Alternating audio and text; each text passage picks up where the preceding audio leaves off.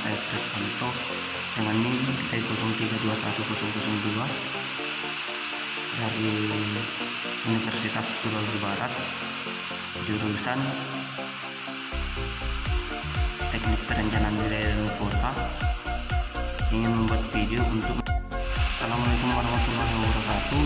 Perkenalkan, nama saya Kristanto dengan NIM T03210002 dari Universitas Sulawesi Barat, jurusan Teknik Perencanaan Wilayah dan Kota. Ingin membuat video untuk baik.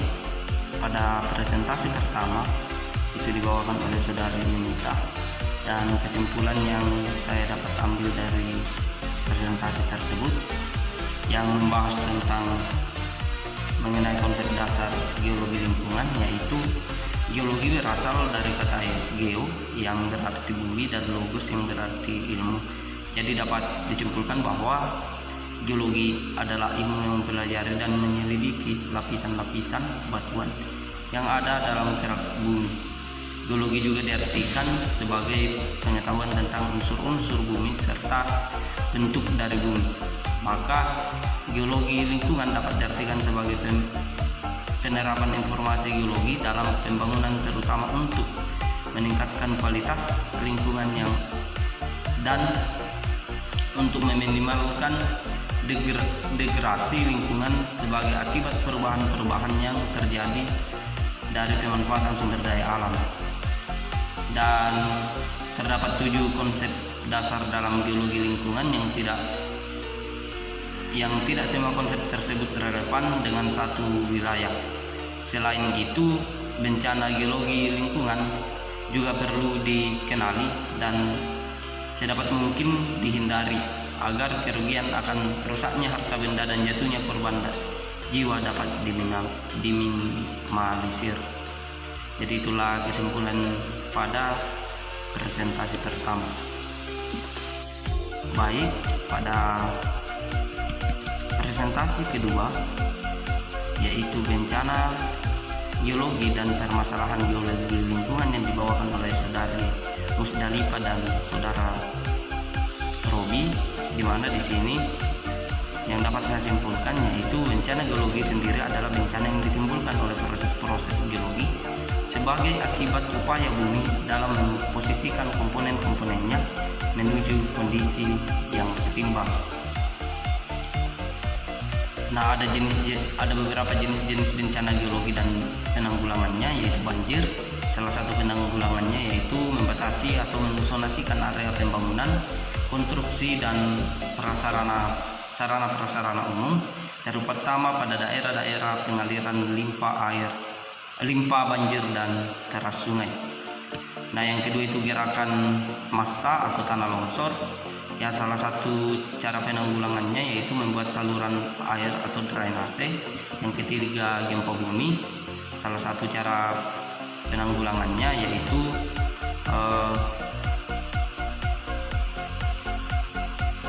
mendeteksi gempa bumi melalui alat pendeteksi gempa bumi yang dilakukan oleh BMKG. Dan yang keempat yaitu erupsi gunung api. Salah satu untuk penanggulangan dari erupsi gunung api untuk mengurangi korban yaitu menjauhi kawasan sekitaran gunung berapi. Adapun isu implementasi kebijakan penanggulangan bencana nasional, yang pertama itu Undang-Undang Nomor 24 Tahun 2007 tentang bagaimana mendefinisikan bencana, namun belum ditentukan dimensinya dan belum mengatur penetapan status bencana baik nasional, provinsi maupun kabupaten kota. Yang kedua, masih banyak aturan pelaksana yang bersifat teknis dan operasional belum dibuat, sehingga menghambat implementasi berbagai sistem penanggulangan bencana yang diatur dalam undang-undang. Baik, itu saja yang saya dapat simpulkan untuk presentasi kedua. Terima kasih. Baik, Lanjut pada presentasi yang ketiga, yaitu membahas tentang sumber daya alam dan eksplorasi sumber daya alam yang dibawakan oleh saudari Amel dan saya sendiri Terstantu. Nah, kesimpulan yang saya dapatkan, yang pertama itu pengertian sumber daya alam. Sumber daya alam adalah sumber daya yang terdapat di alam dan digunakan oleh manusia untuk memenuhi kebutuhan hidup dan produksi. Contoh sumber daya alam antara lain tanah, mineral, hutan, dan energi. Sumber daya alam dapat dibagi menjadi dua, yaitu sumber daya alam yang dapat diperbarui dan sumber daya alam yang tidak dapat diperbarui. Adapun jenis-jenis sumber daya alam, yang pertama sumber daya geologi, yang kedua sumber daya mineral, yang ketiga sumber daya batuan, dan yang keempat sumber daya energi. Nah, pada bab ini, pada materi ini terdapat juga klasifikasi sumber daya alam. Fungsinya itu untuk membantu dalam pengelolaan dan penggunaan sumber daya alam yang lebih efektif dan efisien. Nah, di Indonesia itu memiliki banyak kekayaan sumber daya alam yang melimpah, termasuk bahan galian seperti batu bara, minyak bumi, emas, timah, nikel, tembaga, dan berbagai jenis mineral lainnya. Dan berikut beberapa contoh sebaran dari geologi tersebut atau pertambangan tersebut. Yang pertama itu di Papua. Di Papua ini merupakan daerah penghasil emas dan tembaga terbesar di Indonesia. Selain itu, di Papua juga terdapat cadangan nikel dan boksit yang cukup besar. Contohnya itu di perusahaan PT Freeport. Dan yang kedua di daerah kita sendiri, yaitu Sulawesi, dikenal sebagai penghasil nikel terbesar di Indonesia. Contohnya di Indonesia Morowali Industrial. Nah, adapun materi selanjutnya itu eksploitasi dan eksplorasi bahan galian. Nah, eksplorasi bahan galian biasanya dilakukan dengan menggunakan metode geologi, geofisika, dan geokimia untuk mencari tanda-tanda adanya cadangan mineral dan bahan tambang di suatu wilayah. Setelah cadangan ditemukan, proses eksploitasi dimulai dengan melakukan penambangan dan pengambilan bahan galian dari lokasi tersebut. Eksplorasi dan eksploitasi bahan galian adalah dua proses yang berbeda dalam pengolahan sumber daya alam.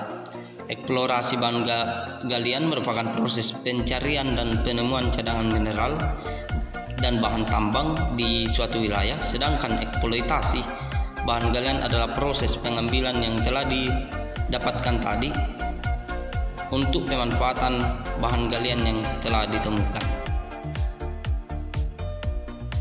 Nah, kesimpulannya pada materi presentasi ketiga, yaitu sumber daya alam dan eksplorasi sumber daya alam,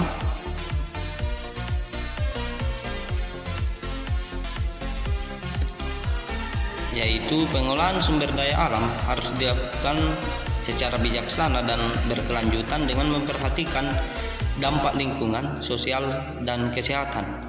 Perusahaan tambang harus mematuhi aturan dan regulasi yang berlaku serta melakukan upaya mitigasi dampak negatif dari kegiatan eksploitasi bahan galian.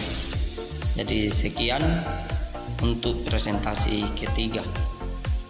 Baik, pada presentasi keempat yang dibawakan oleh Saudara Himawan dan Saudari Risma, pada presentasi ini membahas tentang analisis geologi lingkungan dan sampah. Nah, kesimpulan yang saya dapat ambil dari materi tersebut yaitu data geologi sangat penting bagi seluruh pekerjaan geologi lingkungan, misalnya dalam pengembangan wilayah, perencanaan wilayah, manajemen bencana geologi, konstruksi dan pembangunan, dan instalasi fasilitas umum. Data geologi tersebut meliputi geomorfologi, stratigrafi, struktur geologi, dan evolusi perkembangan geologi yang telah dan tengah berlangsung di dalamnya.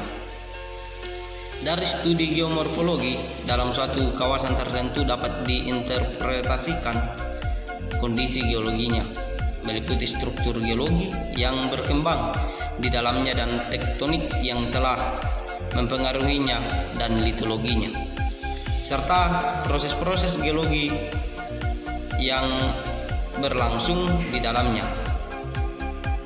Analisis geologi lingkungan ini memiliki tujuan untuk menginterpretasikan potensi sumber daya alam, potensi bencana alam, dan pemberdayaan lahan untuk mendukung interaksi antara manusia dengan alam, seperti memenuhi kepentingan manusia dalam pengembangan wilayah dan perencanaan wilayah.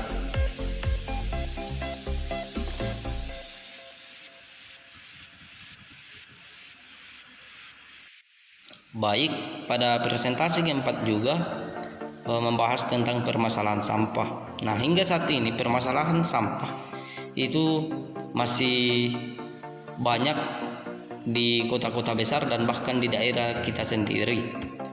Nah, sebagai contoh, setiap kita lewat di pinggir-pinggir jalan di perkotaan itu masih banyak sampah-sampah di pinggir jalan dan di sudut-sudut jalan. Nah, mengapa hal tersebut masih terjadi? Karena kurangnya kesadaran masyarakat dan menganggap bahwa membuang sampah sembarangan bukan merupakan suatu hal yang salah karena tidak ada regulasi yang mengaturnya, sehingga tidak ada sanksi di dalamnya.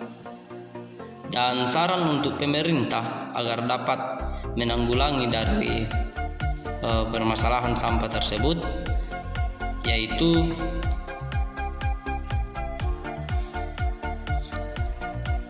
diharapkan pemerintah perlu tegas terhadap regulasi yang telah dibuat dan akan dibuat, serta inovatif dalam mencari bentuk pengolahan sampah yang lebih terstruktur dan komprehensif. Nah, adapun juga saran untuk masyarakat, itu diharapkan masyarakat lebih sering terlibat dalam menangani sampah, karena mau sampai kapanpun dinas tidak bisa menyelesaikan masalah sampah tanpa kesadaran diri kita sendiri. Oleh karena itu, kesadaran masyarakat akan membuang sampah pada tempatnya itu sangat diperlukan. Jadi demikian, dan berakhir pula rangkuman jurnal yang saya buat pada hari ini. Jika ada kata yang salah mohon dimaafkan. Dan akhir kata, assalamualaikum warahmatullahi wabarakatuh. Salam sejahtera untuk kita semua dan selamat sore.